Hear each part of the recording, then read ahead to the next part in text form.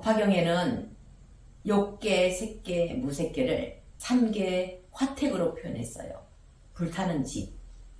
우리는 불타는 집에서 지금 장난감 놀이에 빠진 어린 애들이라고 그렇게 표현했어요.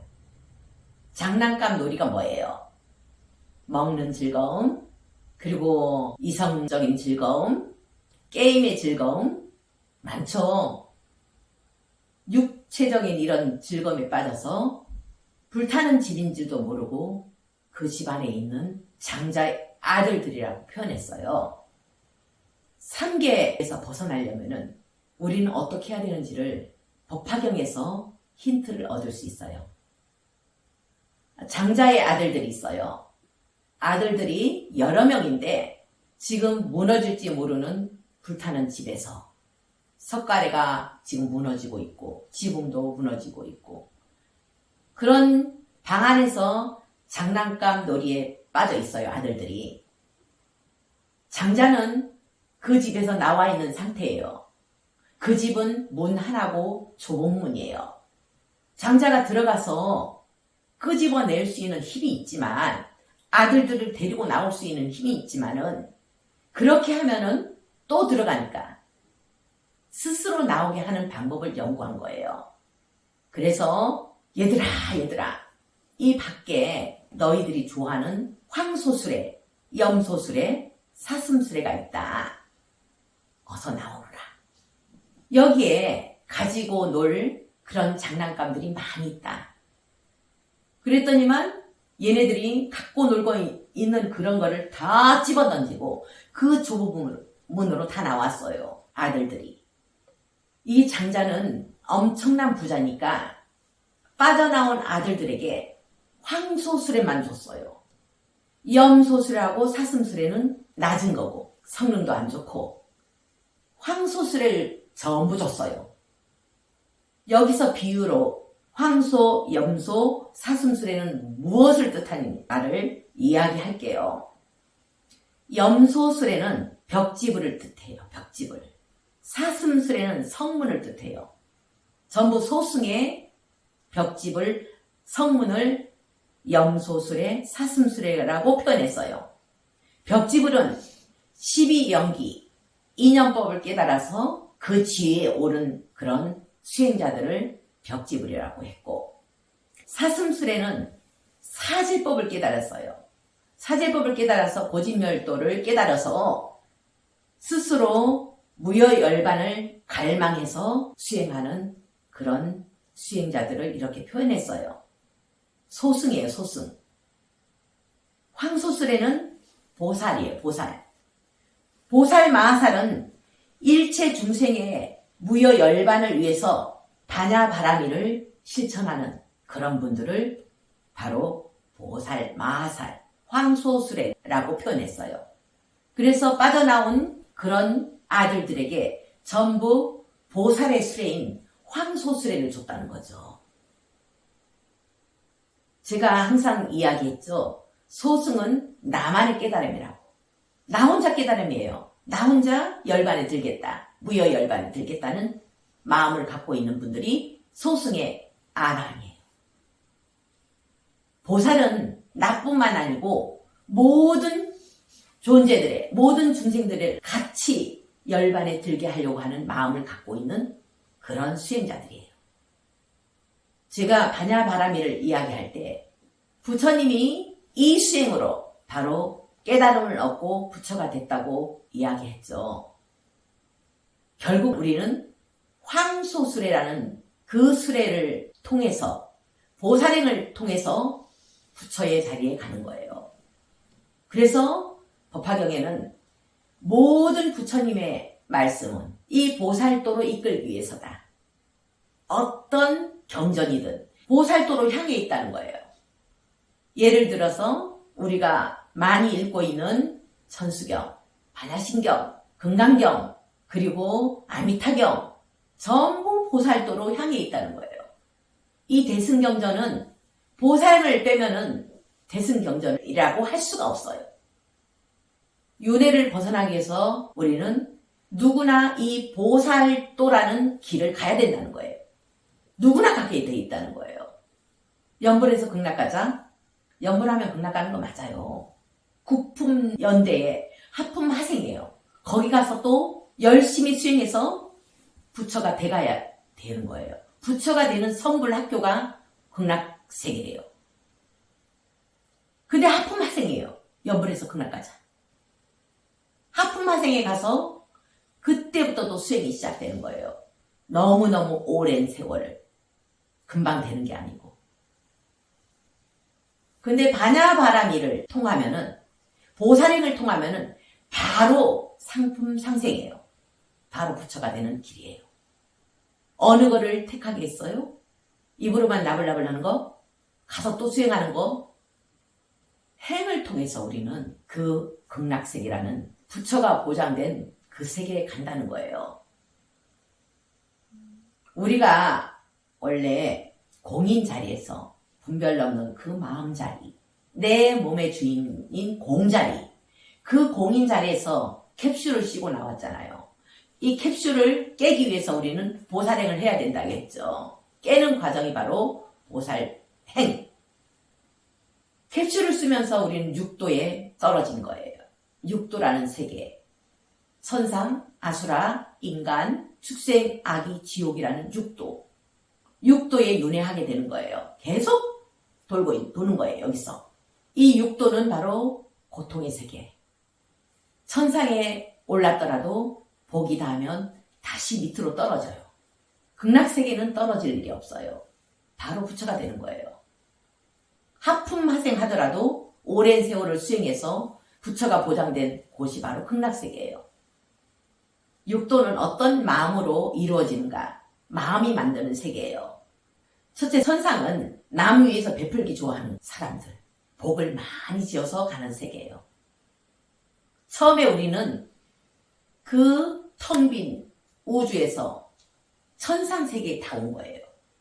그러다가 욕심을 부리기 시작하면서 밑으로 떨어지게 되는 거예요. 그래서 태초에 인간은 날아다녔다 했잖아요. 천상세계는 나라는 생각이 있어요. 계급이 있어요. 28천, 28개의 계급이 있어요. 여기서 복이 닿으면 다시 밑으로 떨어져요. 어느 세계로? 아수라. 아수라 세계는 산의 정령인 산신, 물의 정령인 수신, 땅의 정령인 지신, 토지신, 터신, 이런 분들이 바로 아수라과예요. 여기는 영역에 대한 싸움이 있어요. 특히 인간 세계에서 이런 분들 있죠. 국회의원들. 자기 편, 내 편, 영역에 대한 다툼. 이게 바로 아수라과예요. 아수라 세계에 사람들이 왔을 때 국회의원이나 이런 사람들로 오게 되는 거예요. 와서 인간보다는 좀 복은 있죠. 그래서 부자도 되고. 근데 더 많이 가지려고 남의 거 뺏으려고 하는 거죠. 이게 아수라과. 자, 아수라과에서 이제는 인간이 어떻게 나왔나? 날아다니잖아요. 날아다니다가 땅을 보고 열매를 먹고 싶은 거예요. 그러면서 발이 땅에 붙어버려서 인간은 날아다니는 존재에서 바로 걸어다니는 존재로 돼 있다고 돼 있죠. 능언경에 그렇게 나왔어요. 그리고 인간은 욕심이 많아요. 한 가지 소원이 이루어지면 또 욕심을 부려요. 또 이루어주세요. 욕심이 끝이 없어요. 그게 인간이에요. 축생은 식탐이 많아요. 식탐이 많아서 화도 잘 내요. 자손을 많이 퍼뜨리고 싶은 거예요. 그게 축생의 특징이에요. 먹고 새끼 낳고 먹고 새끼 낳고 이거밖에 관심이 없어요. 먹는 거와 새끼 낳는 거. 그 다음 아기. 아기는 원한을 가진 존재들이에요. 인간에 대한 원한. 부족국가 시대에 순장을 당했던 노예, 여자들 전부 아기가 되는 거예요. 그래서 아기들은 인간에 대한 분노가 크고 피와 고름을 취하고 고기를 좋아하고 항상 배고파요. 먹어도 배고픈 존재들. 이게 아기예요. 그 다음 지옥이 있죠. 한빙지옥, 칼산지옥, 지장보살 보는경에 여러 가지 지옥들이 나왔어요. 인간으로 있으면서 온갖 못된 짓 다 한 사람들, 이런 사람들이 가는 곳이 바로 지옥이에요. 지옥. 여기 육도에서 벗어나려면 뭘 해야 된다고 했어요? 나라고 생각했던 이 집착, 이거를 끊는 게 뭐예요? 보살행. 캡슐을 깨는 게 바로 보살행. 어느 기준으로? 반야바라민의 기준으로 오바라밀을 행해야 돼요. 평등성의 마음으로, 나와 남이 다르지 않는 둘이 아닌 그 마음으로, 동체대비의 마음으로 보시하고 지게하고 계율지키고 인욕하고 정진 선정의 바라밀을 행해야만이 바로 우리는 이 육도에서 벗어날 수 있어요. 육도에서 벗어난 세계가 바로 극락세계. 다시는 윤회에 떨어지지 않는 세계. 스님, 그럼 극락세계에서 다시 인간 세계로 내려오는 그런 경우는 어떤 경우일까요? 그 세계에서는 윤회에 떨어지지 않아요. 근데 내려오는 경우가 있어요. 은하철도 999라는 옛날 영화가 있죠. 우리 옛날에 굉장히 좋아했죠. 그 영화에 보면은 철이가 엄마가 있는 고향을 향해서 은하철도 999를 타고 어려움을 겪으면서 그 고향까지 도착했어요. 도착했는데 가서 보니까 할 일이 없는 거예요. 그래서 다시 인간 세계로 온다는 그런 이야기가 있어요. 왜 인간 세계로 오느냐? 거기에서는 내가 할 일이 없다는 거예요. 보살행 할 수 있는 그런 환경이 아니라는 거예요. 보살행을 하기 위해서 원에 의해서 내려오는 거예요. 원에 의해서 오는 분들이 있거든요. 우리는 판단할 수 없지만은 우리 주위에도 그런 존재들이 있어요. 극락세계에서 내려오는 존재들. 그분들은 시키지 않아도 어릴 때부터 보살의 마음일 거예요. 내 입장을 비우고 항상 상대방 입장 먼저 생각하는 그런 마음이 자리 잡아 있는 분들일 거예요. 그런 분들이 바로 극락세계에서 왔다는 그런 존재들이에요. 인간 세계에 오는 게 바로 보살행 하기 위해서. 행을 해야만이 부처가 되니까요. 아상을 깨는 그런 행을 해야만이 캡슐이 깨지잖아요. 완전히 깨지기 위해서는 보살행을 해야 되니까. 그래서 우리는 세세상행 보살도라고 하잖아요. 그 원을 세워야죠. 세세상행 보살도를 하겠다는 원. 그럼 우리는 죽는 순간에도 보살의 마음을 유지할 수 있어요. 관세음 보살님처럼, 그리고 부처님의 전생담처럼 우리는 죽는 순간에도 보살의 마음을 유지할 수 있다는 거예요. 극락세계에서 다시 보살행하러 오고 싶어요? 아니면은 거기에서 바로 부처가 되고 싶어요? 바로 부처가 되고 싶죠. 국품 연대에서, 상품 상생해서, 제일 높은 자리에서 바로 부처가 되고 싶죠. 그러려면 지금 보살행을 하는 거예요. 거기 가서 또 보살행하러 올 바에는 미리 보살행을 연습해서 세세생생 보살행을 해서 상품 상생해야 되겠죠. 그래서 극락세계는 보살로서 장엄되어 있다. 간단한 원리죠. 원리는 간단한데 행하기가 힘든 거. 내 입장을 비우기가 너무 힘든 거. 이제까지 먹었던 습을 버리기 힘들어요. 평등성의 마음으로는 고기 못 먹죠. 깨달았다는 사람이 고기 먹는다는 거는 그거는 평등성을 모르는 거예요. 깨닫지도 못했다는 거예요.